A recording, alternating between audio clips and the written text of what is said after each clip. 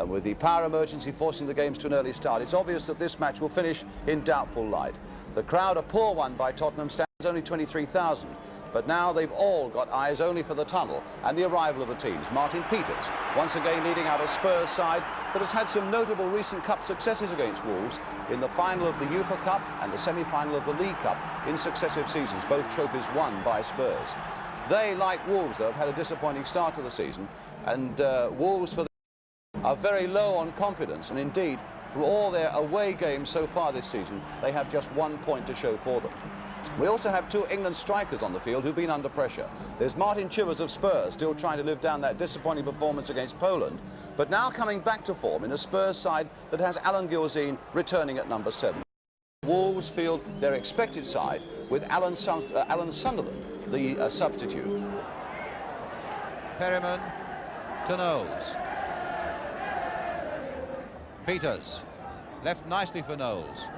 Played there towards Pratt. Peters picking it up again. Pratt now to Peters, and that was handball, and if it was, it looked very much like it's in the penalty area, and it's a penalty for Tottenham. A handball by Palmer. The referee looked hard at the linesman, and the linesman said it was a handball, and it's a penalty to Tottenham Hotspur.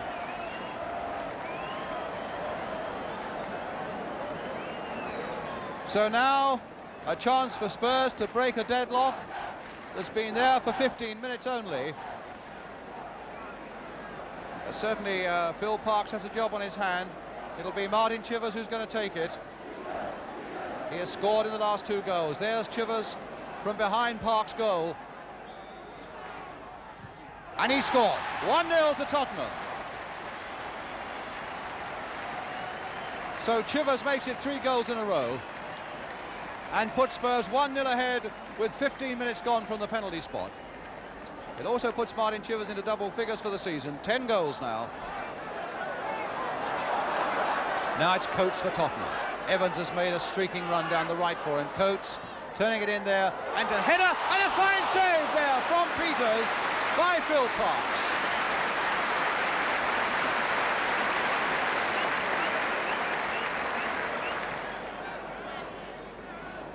And now Pratt. Chivers playing it off again for John Pratt. Tried to get it through to Martin Peters, but Spurs, or rather Wolves, now taking it up with Barry Powell. And again Chivers coming back tremendously fast, but still with Powell, and a goal! And a very, very good goal indeed. In spite of Chivers coming roaring back, Powell had the better of him. And with that left foot shot, wide of Pat Jennings.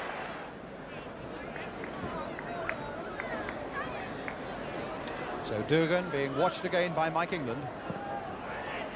And he needs to be, because it's falling towards Dugan, and he's hit the crossbar.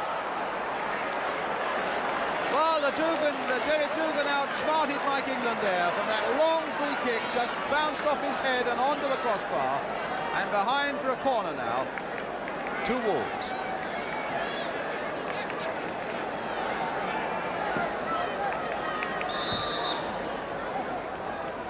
So here's the Wolves corner, curling in once more. Dugan again with a header, hit back across that 6-yard area, and Knowles with time to weigh it up, but then to plant it straight into touch. So poor old Derek Dugan did so well to climb above Mike England.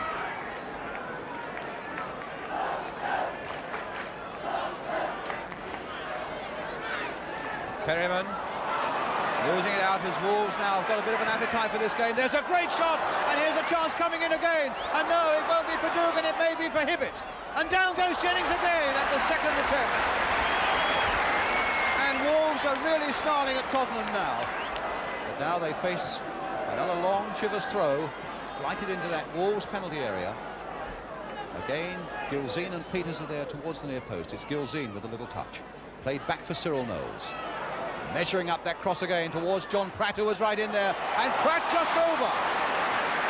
He's got a good record of goals against Wolves, and of course the most spectacular one of all was in a League Cup semi-final a year or so ago at Molineux. John Pratt, just too high with that header though.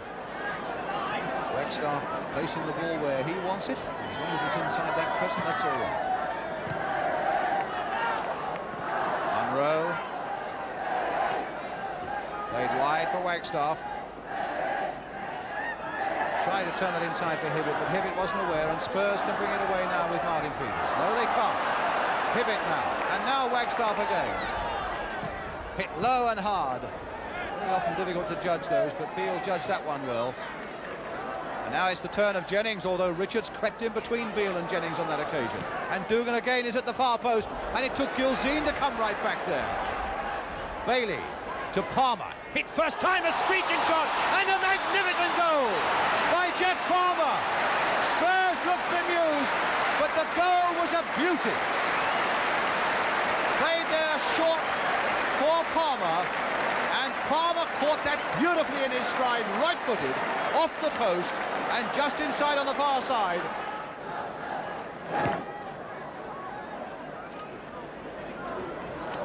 Dugan to Richards. And a shot there, and a goal!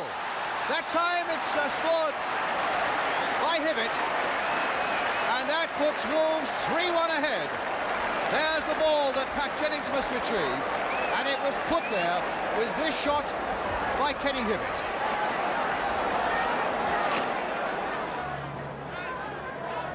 To Knowles, and now for Mike England. Well, Dugan won it in the end. Hibbett, what a good ball there now for John Richards. Can this be number 4 as Powell comes in, and Jennings, in fact, it caught his knee as Wolves went sweeping so dangerously once more into that Tottenham penalty area.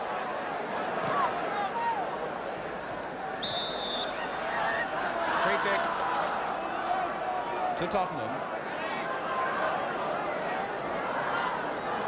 Knowles. Stubbed his toe on that one. Never at his very best on his right foot, Cyril Knowles. Perryman. Wanting Chivers to come towards him, and Chivers obeys the request. And Perryman beautifully finds Cyril Knowles. Played inside again for Martin Chivers. Now onto the left foot and just over. That was a good build-up by Spurs, engineered in the first place by Stevie Perryman. And very nearly finished off decisively by the number 9, Martin Chivers. Perryman certainly started it well, though, and calling for more effort from Spurs. So throw to Wolves. Towards Dugan, but Dugan beaten in the air by England. McGrath. Ball to Wagstaff. Oh, lovely old-fashioned winger skills there by David Wagstaff. And will it come to Hibbett? It will. And a shot beautifully saved there by Pat Jennings from Kenny Hibbett. Wolves really have called everybody back now, with the exception really of Dugan and Richards. Peters, beautiful play there by Martin Peters. Crossed in again, and Munro getting it away to Hibbett. No, in fact, Evans comes in there. So now it's Chivers again. Back once more for Evans, a screeching drive!